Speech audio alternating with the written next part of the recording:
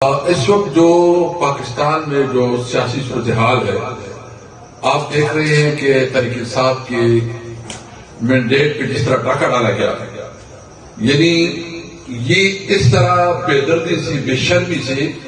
جو ہمارا مینڈیٹ چوری کیا گیا ہے، اس کا تصور نہیں کیا جا سکتا۔ یعنی باوجود اس کے کہ ہر بچہ جانتا ہے کہ کس نے جیتا ہے، اور یہ تو چھوڑے کہ بچہ جانتا ہے جو کینڈیڈیٹ جو اس وقت ایم این اے بن کے بیٹھے اسمبلی میں حکومت کے نمائندے، ان کو خود ان کی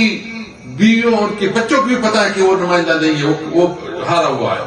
لیکن اتنی بے شرمی، بے حیائی کے ساتھ وہ اسمبلی میں بیٹھا ہے، اور اس کی بنیاد پہ یہ پرائم منسٹر بھی بنا، پنجاب کی چیف منسٹر بھی بنی،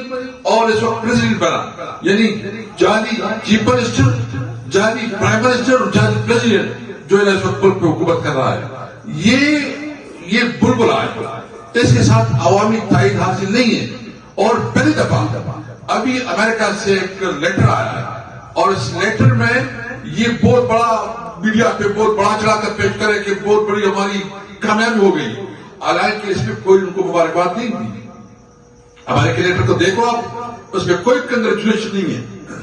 اس میں جو ہے صرف انوائرمنٹ کے حوالے سے چند باتیں کی گئی، اس کو اپنا بڑا پتہ بنا رہے ہیں۔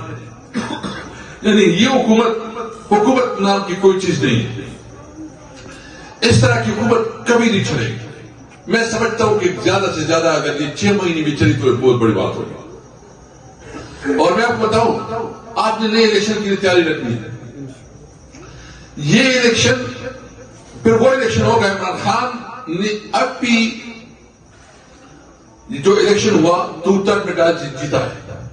180 سے زیادہ سیٹیں ہم نے جیتی،